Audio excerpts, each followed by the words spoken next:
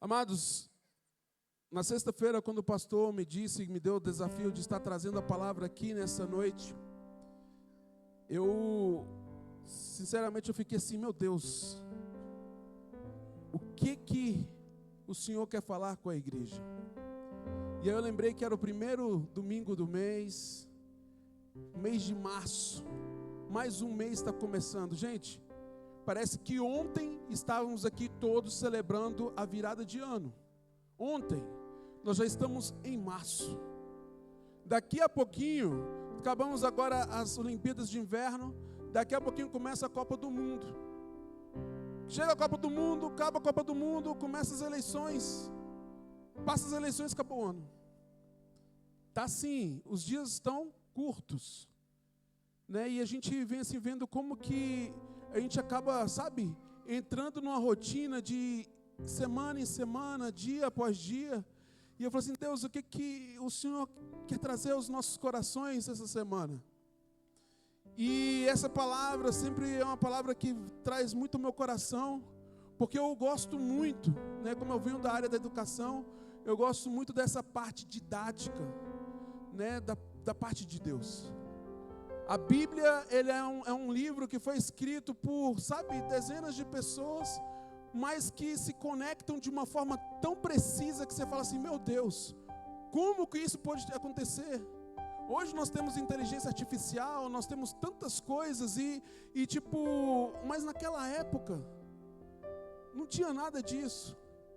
E se você abre a Bíblia hoje, parece que ela foi escrita para hoje, para agora. Parece que, sabe, que é algo que está fresquinho. Tanto o Antigo Testamento quanto o Novo Testamento. E eu gosto muito quando a gente vai lendo no Antigo Testamento e ele aponta para o Novo Testamento. Ele mostra que lá atrás, antes de Cristo, as pessoas viviam em Cristo, mas eles não tinham a revelação total. Eles não tinham a possibilidade que nós temos hoje. Essa semana eu estava ontem no escritório olhando, né, a prateleira de livros. Eu falei assim, gente, quantas Bíblias eu tenho na minha prateleira? Tenho Bíblia em inglês, em português, em macua, em tantas outras línguas. E eu falei assim, gente, eu só preciso de uma. Quantas possibilidades a gente tem dentro das nossas casas? Quanta palavra a gente tem. Hoje a gente pega o celular, a gente tem aplicativo, a gente tem, tudo para que nos tá mais próximo de Deus. E muitas vezes a gente acaba nem conseguindo ler tudo que a gente tem. Naquela época o povo não tinha isso. O povo tinha muito, todo o conhecimento era transmitido de pai para filho, era tudo na oralidade. Tudo era falado, e as pessoas depois começaram a escrever, e assim eram poucas pessoas que escreviam, então eles não tinham acesso ao que nós temos hoje. Nós temos hoje poder de Deus, que é a palavra dele. Por isso que nós estamos no ano da palavra, porque aqueles que têm a palavra, aqueles que vivem a palavra, conseguem, romper, coisas que os nossos antepassados não conseguiram. Mas muitas vezes nós pecamos e nós erramos e nós falhamos por não conhecer a palavra. E o Antigo Testamento, quando Paulo ele começa a falar aos Coríntios, e quando você fala, vê o livro de 1 Coríntios, sempre é ali, Paulo dando, eu chamo Paulo de Paulo pancada. Ele batendo, falando da prostituição, ele falando, das rotinas erradas. Quando chega nesse capítulo, no capítulo 10, ele vai fazer um paralelo do povo antigo de Israel com o povo que estava vivendo naquele tempo.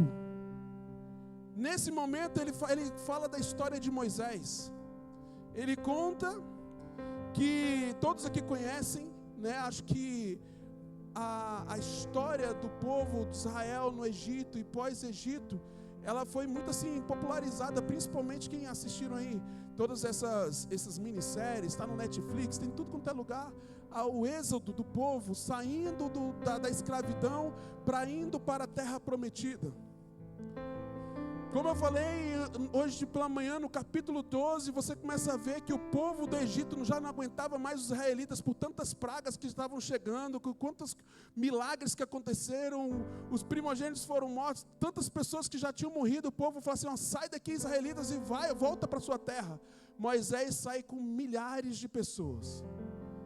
E ele não saiu somente com, eles saíram com famílias gigantes, com seus animais. Então você imagina milhares de pessoas saindo pelo deserto, indo para a terra prometida, e Moisés à frente. Mas bastou um pouco de tempo, depois de tantos milagres que eles viveram, o povo começou a reclamar. Mas mesmo eles vendo, caindo maná do céu, o povo comendo, tendo o que comer de dia, uma nuvem, o sol à noite, todo assim, Deus cuidando deles. Mesmo assim o povo estava ali reclamando, murmurando. E chega um tempo, eles chegam numa terra onde não havia água. E o povo estava desesperado, começaram a murmurar.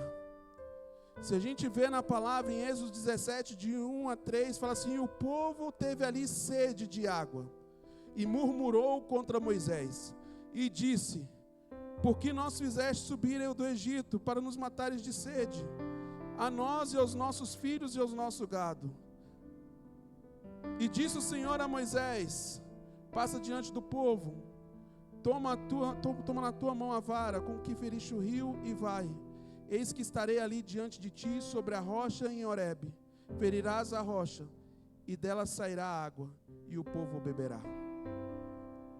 Se você imagina Deus no seu trono, eu gosto de ficar imaginando isso, Eu acho que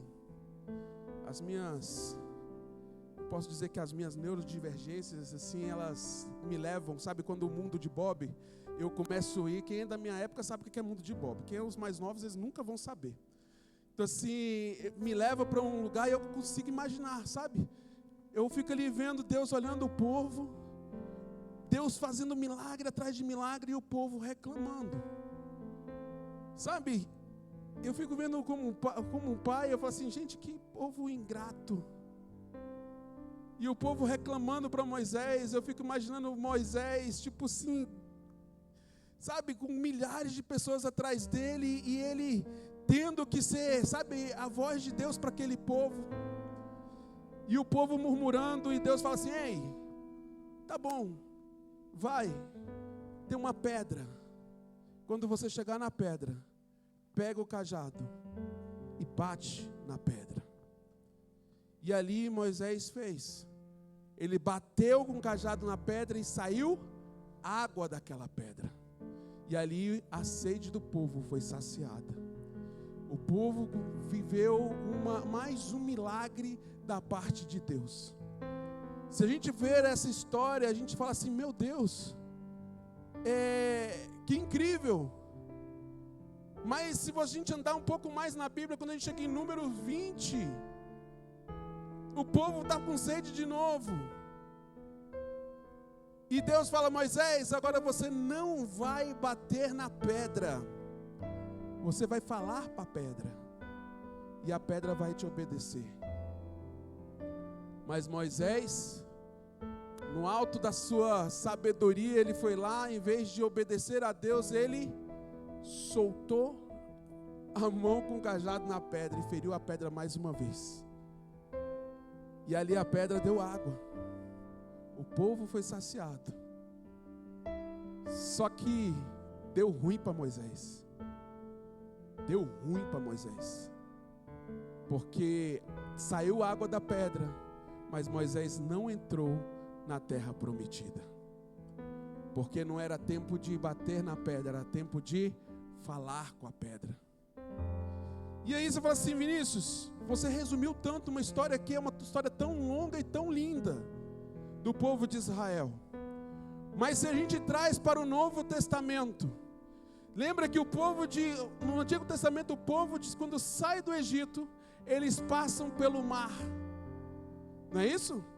Hoje de manhã eu até fiz um trocadilho, minha esposa falou assim, você falou uma coisa errada lá, mas eu falei que o povo ia passar pelo mar e não passou pelo mar, mas passou pelo mar. O mar se abriu. O povo de Israel passou pelas águas, como muitos passaram hoje. E depois veio a provisão, o maná do céu, para o povo de Israel. Do dia a dia, a comunhão. Nós vivemos isso agora no Novo Testamento.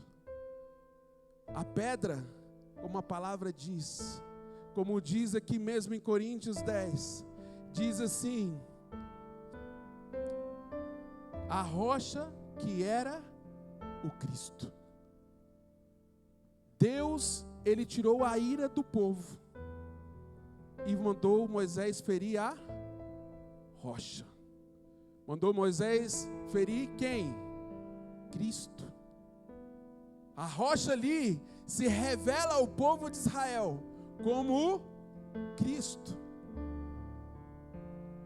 E o Cristo foi ferido para dar vida, para dar a água viva para o povo.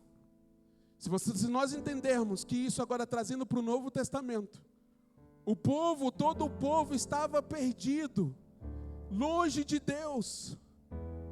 Mas a palavra diz assim, em Filipenses 2, 6, 11, que apesar de ser Deus, não considerou que a sua igualdade com Deus era algo que deveria ser usado com vantagem.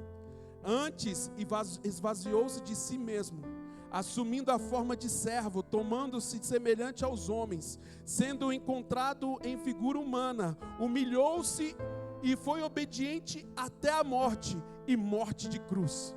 Por isso Deus o exaltou à mais alta posição e lhe deu um nome que está acima de todo nome, para que o nome de Jesus, todo joelho se dobre nos céus, na terra e debaixo da terra, e toda língua confesse que Jesus Cristo é o Senhor, para a glória de Deus Pai. Jesus é a rocha, é a nossa rocha. O povo de Israel teve a chance, Moisés feriu a rocha, feriu Cristo, ele deu a água, mas no momento de se relacionar com Cristo, eles não conseguiram e feriram de novo a rocha. Por isso eles não entraram na terra prometida. Se olharmos para os nossos dias atuais, Jesus morreu na cruz, a rocha foi ferida por nós, ele se esvaziou, o Cristo se esvaziou. Ele se esvaziou e veio em concepção humana para andar conosco. E ali ele foi ferido para nos dar a vida eterna, para que a gente pudesse ter termos a oportunidade de sermos chamados filhos de Deus. E se somos filhos, somos herdeiros. Nós éramos inimigos de Deus. O povo de Israel é um povo escolhido. Gente, vocês já viram o tamanho de Israel? Israel é uma nação do tamanho do Sergipe do nosso país. Mas todo mundo hoje está de olho em Israel. Como que um estado tão minúsculo tem um poder tão grande sobre essa terra? Como um estado tão minúsculo, o mundo todo hoje está falando de Israel. Se você vê, foguetes, você está vendo alguns vídeos hoje dessa guerra que está entre Israel e Irã. A luta, isso não é uma coisa de hoje, já é de centenas, isso não posso dizer de milhares de anos. E uma terra tão minúscula, mas tão importante. Eu digo que Israel é o relógio do mundo. Eles rejeitaram a rocha. Eles não aceitaram a rocha. Mas o nosso Deus, Ele ressuscitou para todos, sendo judeus, gregos, até os confins da terra e aonde nós nos encaixamos. Alguns ainda querem falar, não, mas eu sou um judeu. Meu amigo, nós somos brasileiros. Brasileiro é a mistura de tudo e de todos e de nada. Por isso que nós somos amados no mundo todo, porque nós temos um pouco de cada nação. Nós somos um pouco de índio, um pouco de judeu, um pouco de europeu, um pouco de cada coisa. Mas nós éramos rejeitados. Mas na cruz, Ele se fez humano para ser ferido. O próprio Deus o entregou para ser ferido por nós. Por isso que nós estamos aqui hoje, para celebrar a ceia do Senhor. Porque isso mudou a nossa história. Isso mudou, sabe, a história ela é baseada antes e depois de Cristo. Tem muita gente, eu não acredito que Jesus existiu. Então não estudou história. Simples assim, não estudou história. Não foi para a escola. O cara, quando ele vira para mim, eu sou ateu, eu não acredito em Jesus. Eu falo assim, ótimo. Você estudou história? Porque a sua história, se nós estamos em que ano? 2026. Sim, 2026 de quê? Depois de quem? Aí o cara, depois de Cristo. Ninguém pode dizer que Cristo não existiu. Mas nós não só cremos, nós precisamos viver nele. Ele está nos chamando para uma intimidade, para que a gente não fique só ferindo a rocha. Nós devemos ir para a terra prometida. Quem quer ir para a terra prometida? Quem quer ir morar no céu? Todos nós queremos ir morar no céu. Mas será que nós estamos agindo de forma correta? Será que nós estamos fazendo como Moisés? Moisés foi lá, bateu na rocha, saiu água, beleza, aceitamos Jesus. Nos batizamos, Deus, agora eu tenho a Ti. Mas depois Deus fala assim, se relacione comigo. Fale com a rocha. E a gente quer lá bater na rocha de novo. No desespero. Pode até resolver. Não, resolveu. Mas será que Moisés resolveu o problema? Mas Moisés não foi para a terra prometida. Deus, Ele está nos chamando para ser uma geração diferente. Deus está nos chamando para viver algo diferente. Por isso, que quando Jesus, quando estava aqui como homem, quando Cristo esteve aqui ensinando, ele usou dessa mesma passagem. Ele falou assim que o homem sábio, o homem que está com a mente, parafraseando, com a mente em Deus, com a mente no céu, no eterno, ele é aquele homem, o homem prudente, que ele constrói a casa sobre a rocha. Quem é a rocha? Jesus. Mateus, em Lucas 6, diz assim, que é como um homem que ao construir uma casa, cavou o fundo e colocou os alicerces na rocha. Quando veio a inundação, a torrente deu contra aquela casa, mas não conseguiu abalar, porque estava bem construída. Isso significa remover a terra do orgulho, das esperanças culturais erradas para que o hábito diário toque na vontade de Jesus. Essa segunda parte foi até eu que escrevi. Quando Jesus diz que o construtor, ele sai, ele faz um buraco, e ele vai tirando a terra, até chegar na rocha. É o nosso dia a dia. Se queremos construir, todos nós estamos construindo uma história. A cada manhã, quando você sai de casa, você começa a construir um novo dia, ou você continua uma construção que você está. Todos os dias, nós temos a chance de começar, de recomeçar. Se eu estou construindo, de dar continuidade naquilo que eu estou construindo. Se tudo foi quebrado, se tudo foi estragado, é a chance de eu começar tudo de novo. Por isso que a palavra diz que as misericórdias do Senhor se renovam a todos manhã. Então todos os dias nós temos a chance de começar a reconstruir. Mas tem pessoas que começam a reconstruir todos os dias em cima da areia. Todos os dias está construindo em cima da areia. Chega no final do dia, tudo que construiu rui, cai por terra. E a nossa construção, ela sabe, quando fala de construir a casa é um dos lugares mais, seguros para todo ser humano, é a sua casa, o seu lar. Mas nós queremos construir com, não, traz uma coisinha do mundo, traz uma coisinha aqui, não tem problema não, eu vou para a igreja de manhã e de tarde eu vou para o forró, ou eu vou para o samba, e vou beber todas. Fiz a minha parte, bati lá o ponto. E está tudo bem. E não está tudo bem. Moisés, quando ele bateu a segunda vez, é porque ele não tinha relacionamento com Deus. Deixou de entrar na terra prometida. E muitas vezes, viemos para a casa do Senhor, escutamos, caminhamos e tal, mas acaba que a gente tropeça e cai de novo. Tropeça e cai de novo. Por quê? Porque estamos construindo em cima de um alicerce errado. Jesus foi a rocha ferida por nós. O preço foi muito alto pelas nossas vidas. E a gente muitas vezes leva isso de uma forma assim, isso é palavra do pastor. E não é. Não é.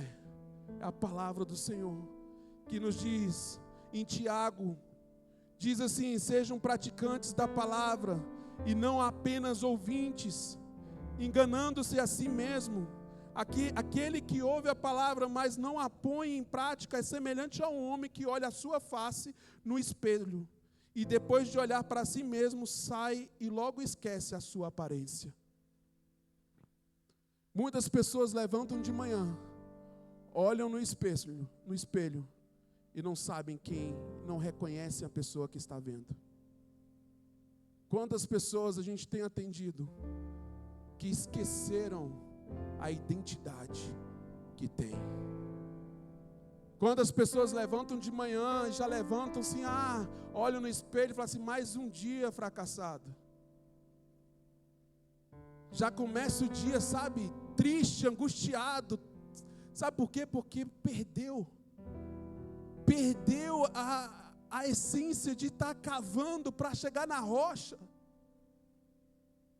A primeira coisa, quando nós estamos na rocha, em Cristo, a primeira coisa que Ele faz é fazer uma atualização da nossa vida. Ele muda esse status. Ele nos traz identidade. Ele muda o status de escravo para filho. De escravo para filho amado. Então, quando você levantar amanhã, olhar no seu espelho, você falar assim, aqui tem um filho amado. Aqui tem uma filha amada. Hoje o seu dia vai ser diferente. Hoje, sabe, você começa a declarar para você mesmo.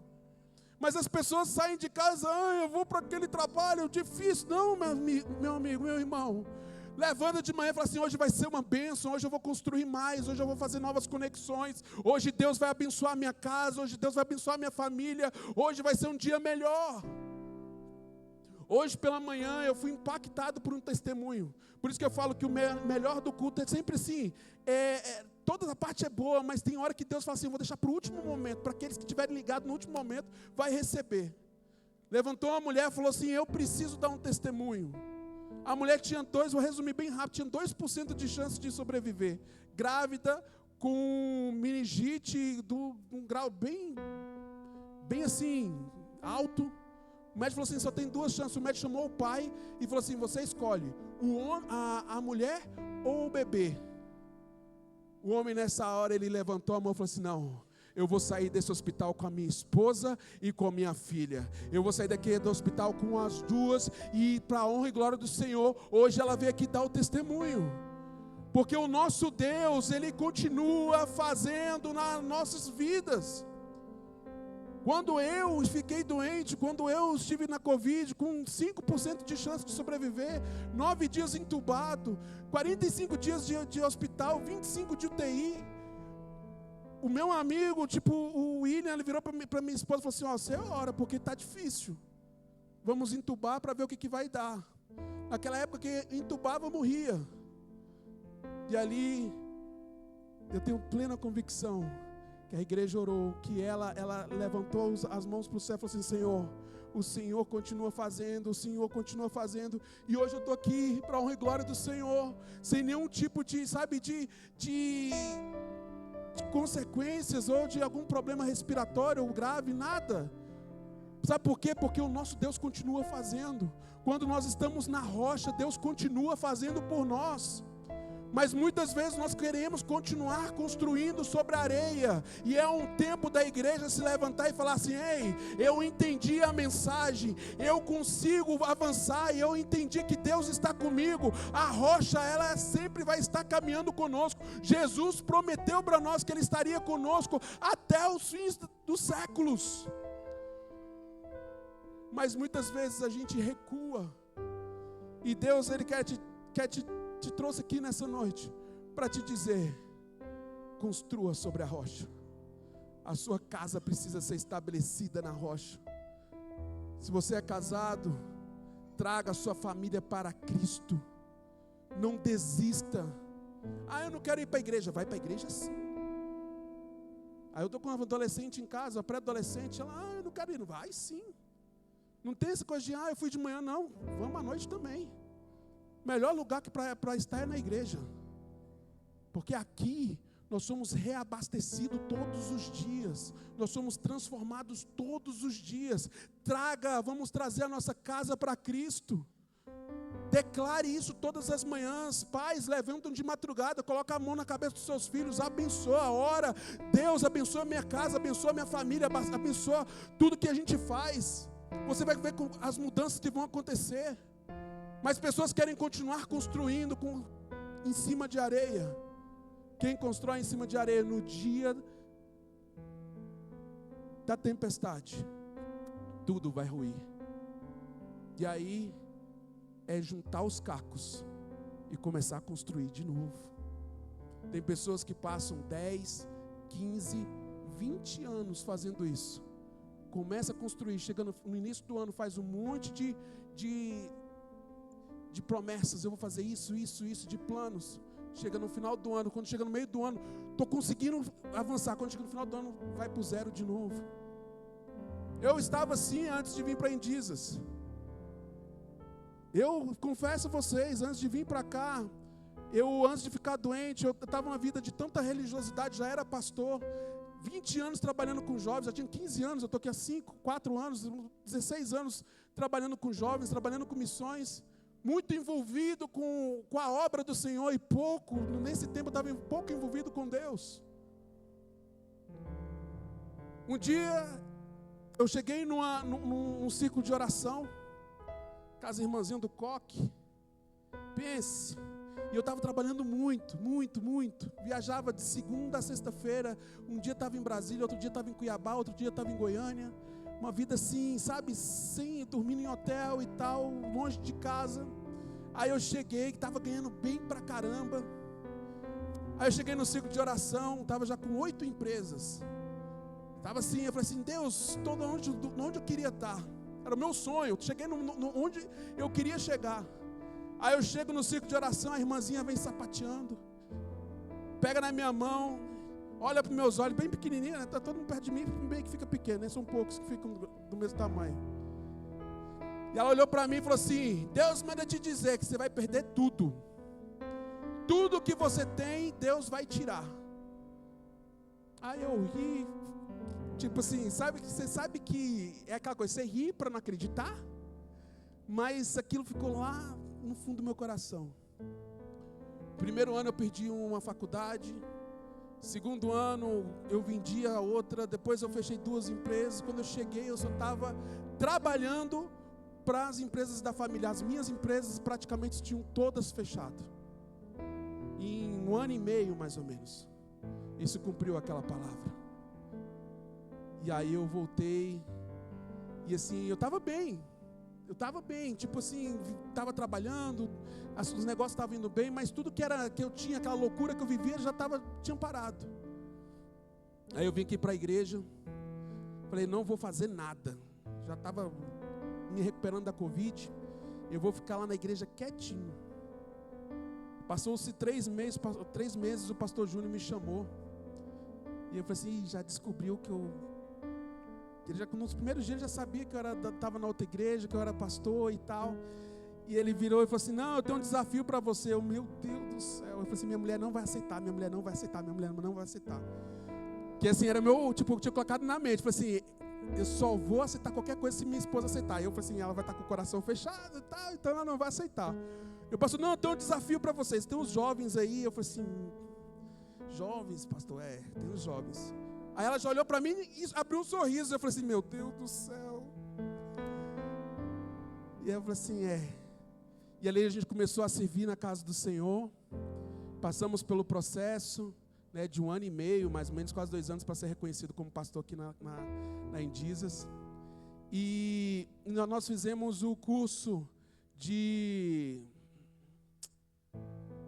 Não vou lembrar agora, que é de uma vida abençoada. E ali, Deus foi mudando. Ele falou assim, ei, você passou alguns anos construindo sobre a areia. Você passou alguns anos na parte financeira sua, desregulou porque não estava na rocha. E ali tudo foi, foi mudando. Foi mudando, gente, literalmente. Deus mudou o quadro da nossa história. Porque não estou falando de questões só financeiras, de prosperidade, mas uma questão de trabalhar menos, ter mais tempo, viver melhor, ter mais tempo para as pessoas. Eu vivia, conversava com aqui, saía correndo e eu já ia embora porque a gente tinha outra coisa para fazer. Hoje não. Hoje eu já vejo Deus, Deus mudou a nossa história. E as demais coisas vos serão acrescentadas. Mas tem pessoas que estão todos os anos construindo sobre a areia. E é um tempo de mudar. É um tempo para começar a reconstruir. Hoje, o início de mais um mês, é o tempo de falar assim, Deus, eu entendi a mensagem. Eu preciso de Jesus. Eu preciso de me relacionar com Jesus, para que eu possa ter uma vida diferente, para que o meu sono seja melhor, para que a minha família seja mais, unida, próspera, alegre, saudável. Nós precisamos estar em Cristo. Por isso que nossa igreja chama Indizas, porque é em Jesus. Nós precisamos estar em Jesus. Eu queria te convidar para ficar em pé. A palavra do Senhor nos diz em Gálatas 4:5: assim vocês já não são mais escravos, mas filho, e por ser filho, Deus também o tornou herdeiro. Pode vir chuva, pode vir vento, pode vir qualquer tipo de adversidade, aqueles que são herdeiros, aqueles que sabem quem são, aqueles que têm identidade, pode vir a dificuldade que for, você vai vencer. Você vai vencer porque o guarda de Israel estará presente dia após dia com aqueles que estão perto dele. A palavra diz que em vão vigia o sentinela se Deus não guardar. É Deus que está te guardando. Não é todo o sistema de segurança que você colocou na sua casa. Não é o rastreador que você colocou no seu filho. Eu não posso deixar meu filho sem o celular porque tem um GPS para saber onde ele está. Meu querido, minha querida, quem guarda os nossos filhos é Deus. Quem guarda os nossos filhos é Deus. E tem muitos pais aí que querem controlar tudo. Eu quero te dizer que no dia que você apresentou o seu filho para Deus, ele é de Deus, e Deus vai cuidar, Deus vai guardar. Mas se estivermos na rocha, Deus nos chamou para estar na rocha. A rocha foi ferida. A rocha foi ferida no Antigo Testamento. No Novo Testamento, Jesus se tornou carne. Ele morreu por nós, para nos dar vida eterna.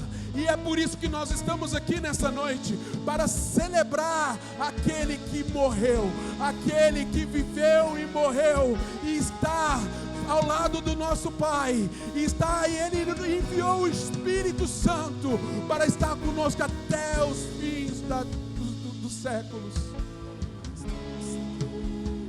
Deus tem um propósito com cada um de nós. Deus tem te chamado para construir algo. Deus tem te chamado para fazer algo. Mas aonde você tem construído isso? Aonde você tem construído? Aonde a sua casa tem construído? No seu trabalho, nos seus estudos? Como você tem construído isso? Deus tem chamado uma geração que vai ser reconhecida como filhos de Deus. Homens e mulheres que estão firmados na rocha, com casas firmes, sólidas. É tempo de tomar decisões. É tempo de tomar decisões. Ei, homem, mulher, você que está com dúvida de dar novos passos, hoje é dia de você falar assim: Deus, eu entendi, eu estou na rocha, eu vou dar novos passos, eu vou mudar a minha vida, eu vou mudar a vida da minha família, da minha história. É tempo de você mudar, é tempo de você viver algo mais profundo em Deus. Ou senão a sua casa você vai viver construindo e reconstruindo, construindo e reconstruindo. E Deus não te chamou para fazer isso. Deus nos chamou para repararmos e para que possamos ser utilizados para ajudar outras pessoas nessa construção e nessa reconstrução. Quando a gente está com a nossa casa firmada na rocha, escuta o que eu quero te dizer. Quando a sua casa está firmada na rocha, quando a tua vida está firmada na rocha, você vai ter estrutura para ajudar outras pessoas. Você vai ter estrutura para te ajudar aquele irmão que está desviado. Você vai ter estrutura para ajudar aquela irmã que precisa de algo novo. Mas se você está com um cego, a Bíblia diz que um cego não guia outro cego. Mas se você nessa noite decidir: eu preciso estar na rocha, obrigado Jesus, eu preciso estar em Ti, eu preciso cada dia mais construir na Tua presença, ser conosco.